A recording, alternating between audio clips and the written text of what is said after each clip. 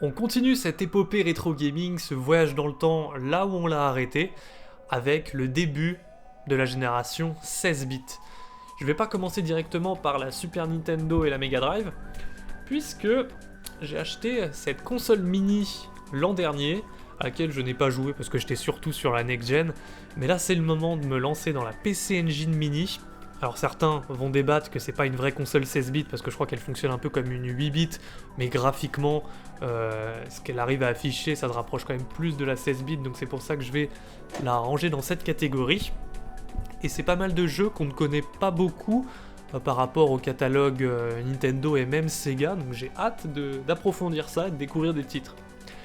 Et vu que je n'ai pas la console originale, bah on passera sur cet écran plat HD moderne, mais pour les consoles suivantes, on passera sur ce bon vieux tube cathodique d'époque.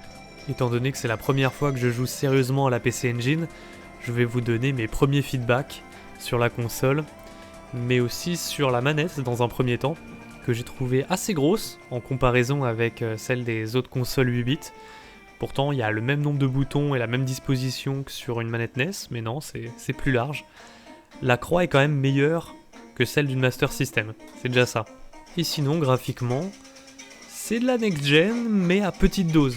Pour les premiers jeux qui sont sortis en 87-88, la transition est plutôt douce après une Master System, même si on voit quand même qu'en termes de détails, de couleurs et d'animation, c'est plus de la 8 bits, c'est quand même légèrement mieux. Pour vous donner un ordre d'idée, si vous cherchiez un rendu graphique entre la Master System et la Mega Drive, la PC Engine c'est presque entre les deux, du moins pour les jeux de début de vie. Parce qu'après, plus les années passent, plus on se rapproche de graphismes vraiment 16 bits comme sur Mega Drive, mais sans les belles animations et le scrolling parallaxe.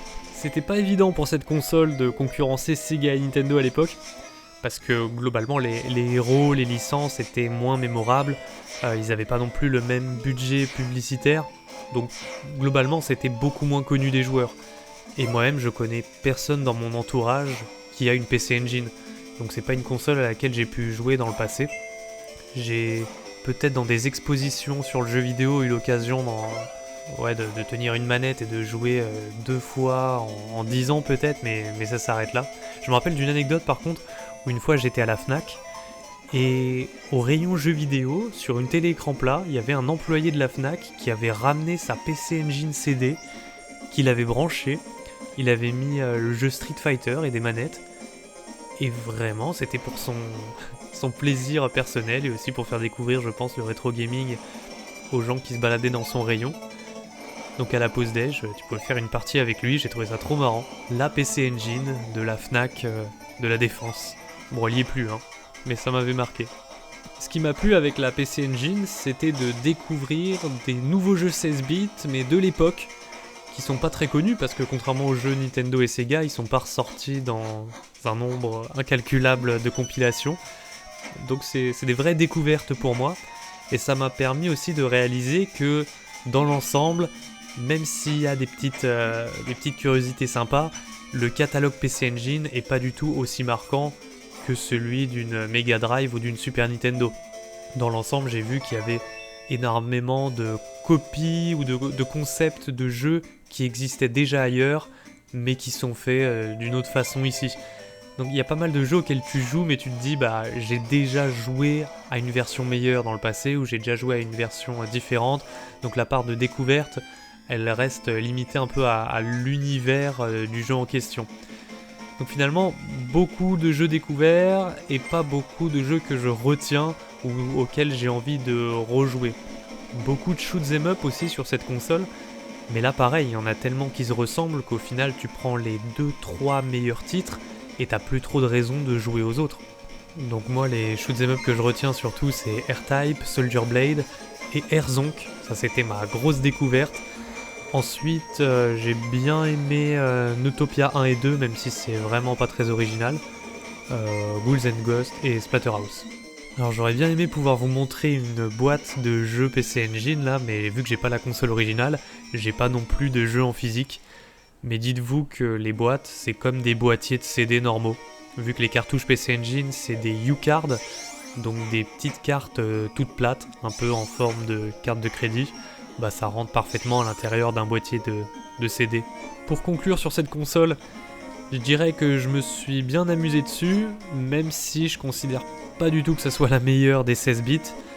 Mais pour les quelques-uns qui considéreraient encore que c'est une console 8 bits, ben je dirais que dans ce cas-là, c'est sans doute la meilleure des consoles 8 bits. Ce qui est bien avec les consoles mini, c'est qu'elles ont toutes les mêmes connectiques. Donc une fois que tu as les câbles branchés, bah tu peux brancher toutes les autres. Avec la Mega Drive Mini ici, mais tant qu'à faire, moi, je vais plutôt jouer sur la console originale, vu que contrairement à la PC Engine, celle-là je l'ai.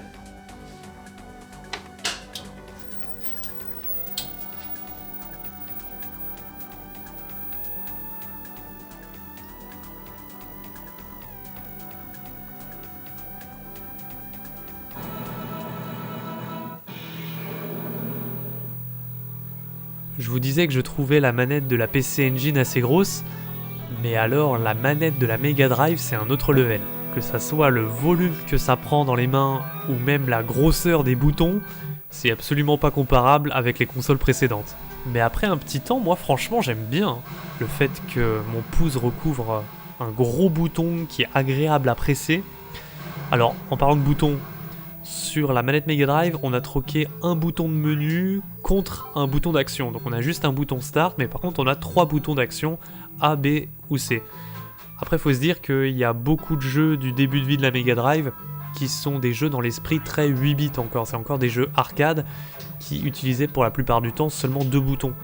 Donc c'est très très commun que le premier et le troisième bouton fassent la même chose. En parlant du début de vie de la console justement, je trouve pas qu'on ait une vraie claque graphique par rapport à la PC Engine. Dans l'ensemble, il y a légèrement plus de détails, peut-être dans les sprites, mais la plus grosse différence, c'est le fait qu'il y ait plus de scrolling parallaxe en arrière-plan. Vous savez, le fait que l'arrière-plan défile pas à la même vitesse que le premier plan. Ça, on en voit beaucoup plus que sur PC Engine, et quand on commence à avoir 2-3 plans qui défilent pas à la même vitesse, ça rajoute vraiment une sensation de profondeur, et dans l'ensemble, les jeux ont l'air moins plats que sur PC Engine. Et les sonorités des musiques aussi sont meilleures, ça fait moins bip bip 8 bits. Et puis après quelques années, t'arrives en 91, 92, et là les jeux sur Mega Drive sont vraiment beaux, hein. Ils sont colorés, détaillés, il y a différents plans de scrolling comme je vous ai dit, il y a des sprites avec des belles animations qui tentent des trucs plutôt originaux, en essayant de faire de la fausse 3D avec la perspective. Clairement, t'as des trucs qui rendent super bien et qui auraient jamais pu tourner sur PC Engine. Et par rapport à la Master System, là, n'en parlons même pas, c'est incontestable le gap technologique énorme qu'il y a entre les deux. Franchement, faire l'exercice de rejouer à ces consoles dans l'ordre chronologique, ça m'a donné un nouveau regard sur certains de ces jeux, notamment Castle of Illusion. Je comprends mieux sa réputation. Pour l'époque, il avait un level design bien plus original que les autres platformers. Et tu réalises à quel point Sonic était novateur par rapport aux jeux de l'époque. C'est ça la différence, je dirais, sur Mega Drive, c'est qu'en plus d'avoir une console plus puissante, t'avais en plus des level design originaux. Chose qui n'était pas forcément le cas sur PC Engine, où on reprenait des concepts de gameplay qui existaient déjà sans les réinventer, juste avec des graphismes meilleurs. Mais ça suffisait pas. Et c'est la première fois aussi sur Mega Drive que je me suis rendu compte à quel point certains jeux étaient beaux. Par exemple, Echo the Dolphin m'avait jamais spécialement marqué visuellement, mais là me balader dans les fonds marins, voir tous les détails qu'il y a dans les décors, les coraux, toutes les nombreuses méduses qui sont affichées en même temps, les étoiles de mer, la roche, c'est comme si elle avait un rendu HD. Puis ça m'a choqué aussi sur World of Illusion que j'ai trouvé très beau aussi avec ses belles animations. C'est un peu le cas avec pas mal de jeux Disney sur console Sega. C'est tellement propre et il y a tellement de frames d'animation que t'aurais presque l'impression d'avoir un extrait du dessin animé. Mais alors quand t'arrives à la fin de vie de la console avec des titres comme Jurassic Park The Lost World qui utilisent habilement les sprites digitalisés et les différents niveaux de scrolling pour créer un effet de profondeur 3D, Oh là tu te dis la Mega Drive en a vraiment dans le ventre, et quand c'est bien exploité, elle peut faire des prouesses. Alors que mon premier contact avec la ludothèque Mega Drive, il n'était pas du tout aussi marquant. Il y a une quinzaine d'années quand j'ai chopé la compilation Mega Drive Collection sur PSP. C'est comme ça que j'ai découvert certains univers de Sega. Et moi à l'époque, je cherchais surtout des styles que j'aimais, des jeux d'aventure, RPG. Et j'avais vraiment rien de ouf pour me rassasier sur cette compile. Donc pendant longtemps, je me suis dit que les jeux Mega Drive c'était des jeux de seconde zone par rapport à la qualité que je voyais sur Super Nintendo. Il y avait quelques petites exceptions, quand je voyais par exemple Phantasy Star 4 sur la compile, je me disais ah ouais que ce jeu-là pouvait quand même rivaliser avec les RPG Super Nintendo. Alors qu'aujourd'hui j'ai approfondi le catalogue Mega Drive et il y a un paquet de jeux que j'aime bien. Déjà Castlevania Bloodlines, donc Castlevania The New Generation c'est un peu mon chouchou. J'ai parlé de Phantasy Star 4, mais même d'un point de vue RPG, Shining Force 1 et 2, ils sont géniaux ça. On a eu des très bons RPG sur Mega Drive, parce qu'on dit ouais la Super Nintendo, mais il y a que au Japon et aux États-Unis qu'il y a eu des bons RPG sur Super Nintendo, c'était pas du tout le cas en Europe. Je trouve que si t'es fan de RPG, à l'époque tu trouvais bien plus ton compte sur une Mega Drive que sur une Super Nintendo si t'étais français. Par contre effectivement tu pouvais pas jouer à Zelda 3. Mais tu pouvais toujours noyer ton chagrin dans Soleil, La Légende de Thor ou Landstalker, que j'aime bien. En ce qui concerne les boîtes, c'est quand même beaucoup plus beau que sur Master System, c'est moins austère, il y a un vrai artwork sur la jaquette et même sur la cartouche. Et on garde toujours ce format un peu boîtier de VHS plastique, donc c'est plus facile à conserver en bon état avec le temps. Ce qui fait qu'acheter des jeux en loose, c'est bien moins cher que sur Super Nintendo. Par contre les notices, c'est toujours pas imprimé en couleur. La mise en page est moche, avec des blocs de texte, donc il n'y a toujours pas beaucoup de plaisir à aller feuilleter ça. Et là je brise complètement vos attentes, puisque je ne passe pas sur la Super Nintendo, mais j'ai rebranché la PC Engine pour jouer au jeu de son extension CD-ROM. C'est comme pour la Mega Drive et le Mega CD, t'as acheté une extension pour avoir accès à un nouveau catalogue de jeux exclusifs, donc c'est presque une autre console. Et donc c'est à ça que je vais jouer maintenant. Donc les jeux PC Engine CD, ça saute pas aux yeux que c'est pas juste des jeux PC Engine. Je trouve que graphiquement, il n'y a pas vraiment d'amélioration notable. Globalement, ce que ça apporte le support CD, c'est des musiques de meilleure qualité et des intros animées. Enfin pseudo-animées quoi, on n'est pas sur des vidéos, mais on a des grosses images avec les lèvres des personnages qui bougent quoi. C'est ça dans l'idée, et des dialogues doublés aussi. Donc tu sens que ça a un cachet, un rendu CD-ROM, mais en ce qui concerne les graphismes in-game, il n'y a pas vraiment de jeu où tu te dis « Ah bah ça aurait clairement pas pu sortir du tout sur une cartouche U-Card normale ». Et pourtant, sur ma PC Engine Mini, les jeux que je retiens le plus, c'est des jeux PC Engine CD. Parce que même si graphiquement, on n'est pas vraiment au-dessus, pour la plupart des jeux j'entends, en ce qui concerne la musique, le fait que la qualité de son soit meilleure fait que des compositeurs se sont beaucoup plus lâchés dans les mélodies, les rythmes, et c'est souvent un plaisir à écouter. Et puis surtout, à tous les niveaux, sur les jeux CD-ROM, les jeux font plus gros budget, il y a un meilleur level design, des univers plus inspirés, on s'amuse plus quoi, ça ressemble enfin à des vrais jeux 16 bits. Là je pense forcément à Castlevania Rondo of Blood qui est super, mais en termes de RPG, il y a aussi la série Is Book 1 and 2, mais même le 3e épisode. J'ai beaucoup aimé comme shoot'em up Lords of Thunder en termes de shoot'em up horizontal, mais si tu veux du vertical, il y a Ginga Fukei Densetsu Saphir, qui lui graphiquement est une prouesse, et qui te montre pleinement les capacités du support CD-ROM quand il est poussé à fond. Je me suis pas mal investi dans ces jeux, parce que pendant 2 semaines, j'étais pas chez moi, j'étais dans un autre appart. Et donc c'est la seule console que j'ai pris, la PC Engine Mini, puisque elle est facile à transporter, facile à brancher. Et donc je ne jouais que aux jeux PC Engine pendant ce laps de temps, donc surtout aux jeux PC Engine CD. Et donc j'ai plus approfondi des jeux auxquels j'aurais peut-être pas trop joué en temps normal, puisqu'ils n'étaient pas en concurrence avec des jeux d'autres consoles. J'avais juste mon catalogue PC Engine. Et ça me rappelle un peu que quand on craque une console et qu'on a un catalogue de jeux illimité, La lassitude arrive beaucoup plus vite parfois sur des jeux, on a envie de passer d'un jeu à l'autre et finalement on s'investit moins.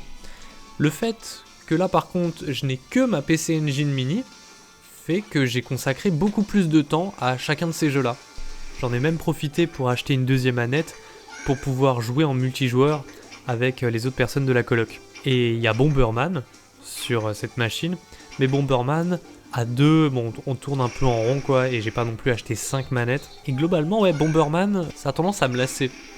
Et la bonne découverte que j'ai faite sur la PC Engine CD, c'est Bomberman Panic Bomber, qui est en fait un puzzle game, un peu à la Puyo Puyo, et qui reprend certaines idées de Bomberman avec des bombes à exploser, en plus des couleurs à faire matcher ensemble. Et ça, j'ai trouvé que l'action était frénétique, et il y avait beaucoup de compétitivité pendant ce laps de temps où j'étais pas chez moi. C'était devenu mon jeu multijoueur numéro 1. Donc que ça soit en solo ou en multi, la PC Engine CD m'aura ravi. Mais quand même un peu plus en solo. Et vu qu'après la PC Engine j'étais dans la hype des extensions CD, j'ai acheté un truc que j'avais envie de prendre depuis des années, le Mega CD. Je l'ai acheté spécialement pour ce défi, pour pouvoir y jouer dans les conditions originales et pas juste sur émulateur. Et je me suis vraiment bien amusé dessus parce que vu que la console lit les CD gravés, j'ai pu tester un maximum de jeux sans avoir à lâcher toute ma thune, au-delà déjà de l'extension qui m'a coûté un petit peu cher. Et donc j'ai réussi à identifier 3 types de jeux sur le Mega CD. Le premier, c'est les jeux Mega Drive. Tout simplement des portages de jeux qui étaient déjà au format cartouche et qui là ressortent au format CD avec des musiques un peu améliorées. Parfois ils te disent que les graphismes sont meilleurs, mais la plupart des portages, je vois absolument pas la différence graphiquement. C'est juste au niveau de la musique, et parfois l'intro de ces jeux-là ont une vidéo ou un petit dessin animé pour présenter l'histoire. Ça a l'air complètement anecdotique dit comme ça, mais une fois que tu possèdes le Mega CD, tu deviens un petit peu un snob qui sait apprécier ce confort d'avoir une qualité de son meilleure.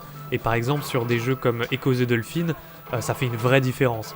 Donc c'est un luxe que j'ai plutôt apprécié. Ensuite le deuxième type de jeu que j'ai identifié, c'est les jeux FMV, donc Full Motion Video. Vous savez, c'est les premiers jeux auxquels on pense quand on pense au Mega CD. C'est des vidéos très très pixelisées, dans lesquelles il y a très peu d'interaction, et généralement c'est des QTE. Faut appuyer sur la bonne touche au bon moment pour que la vidéo continue. Je vous cache pas qu'au début, c'est quand même assez bluffant de voir sur sa petite console 16 bits des vraies vidéos avec des vrais acteurs ou des dessins animés défiler, parce que sur PC Engine CD, on n'avait pas du tout des vraies vidéos qui défilaient. C'était juste des grosses images. Le problème, c'est que visuellement, c'est sympa, mais d'un point de vue du gameplay, c'est extrêmement limité. Donc les jeux qui reposent juste sur des QTE comme Dragon Slayer ou Road Avengers, moi, au bout de 5-10 minutes, mais je m'ennuie profondément. Je m'amuse vraiment pas dessus. Il y a quand même quelques jeux FMV un petit peu plus originaux, comme Night Trap par exemple, où il y a plus d'interaction puisque tu regardes des caméras de surveillance, donc tu passes d'une vidéo à l'autre pour arrêter les voleurs qui se baladent. D'un point de vue du gameplay, c'est un petit peu plus riche que juste appuyer sur gauche ou sur droite à la millième de seconde près. Et puis il y a d'autres jeux qui font défiler une vidéo, et ils vont mettre le sprite de ton perso ou de ton vaisseau par-dessus cette vidéo pour que tu aies l'impression de te balader dans un univers 3D. Alors qu'en vrai, c'est totalement scripté, mais il y a quand même un peu de gameplay. Et enfin, le troisième type de jeu que j'ai identifié sur le Mega CD, et sans doute le plus intéressant, c'est les vrais jeux exclusifs Mega CD qui tirent parti des capacités de cette extension sans pour autant abuser des vidéos FMV avec un gameplay très limité. Quand je vous parle des capacités du Mega CD, je vous parle de features qui n'étaient pas possibles sur la Mega Drive de base, mais qui du coup sont maintenant accessibles à Sega grâce à son extension. Et on a des rotations de sprites, des zooms, et une sorte de mode set très similaire à ce qu'on peut retrouver sur Super Nintendo. Grâce à cette extension, Sega s'aligne sur les rendus que peut proposer la Super Nintendo, mais vous verrez quand même que c'est beaucoup moins fluide, ça rame plus, et ça fait moins abouti que sur Super Nintendo. Il y a beaucoup plus de scintillements, donc on s'en rapproche, mais il suffit de voir tourner un jeu comme Sonic CD et ses fameux niveaux bonus pour se rendre compte que visuellement c'est pas du tout aussi fluide et agréable que par exemple F-Zero sur Super Nintendo. Reste qu'on s'amuse quand même beaucoup sur le Mega CD parce qu'il y a des jeux sympas comme Secret of Monkey Island, Pop Full Mail, Snatcher ou même Lords of Thunder que j'ai mentionné aussi pour la PC Engine CD. mais je dirais que là où l'extension CD est indispensable à la PC Engine, je trouve que pour la Mega Drive, le Mega CD est vraiment beaucoup plus accessoire. Alors, c'est un peu complexe parce que au final, je me suis quand même plus amusé sur le Mega CD que sur la PC Engine CD.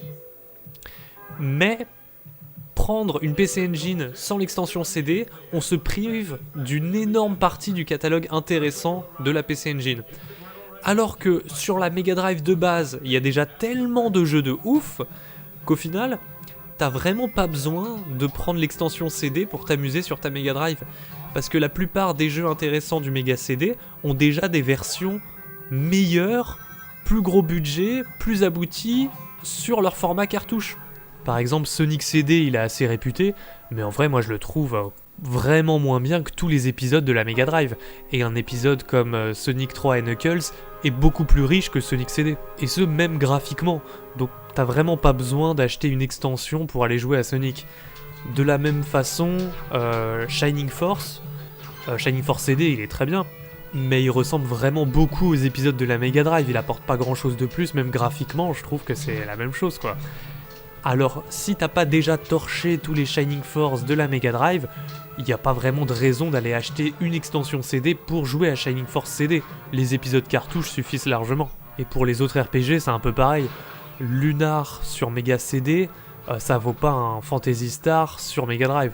Et les shoot'em up, c'est pareil, on a déjà des très très bons sur Mega Drive. Donc l'extension Mega CD n'est vraiment pas indispensable, mais c'est sûr que tu vas quand même t'amuser dessus.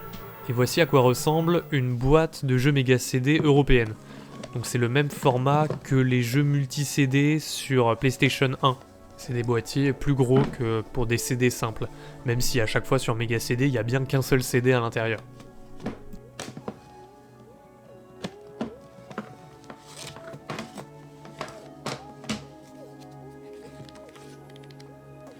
On y arrive enfin à la Super Nintendo.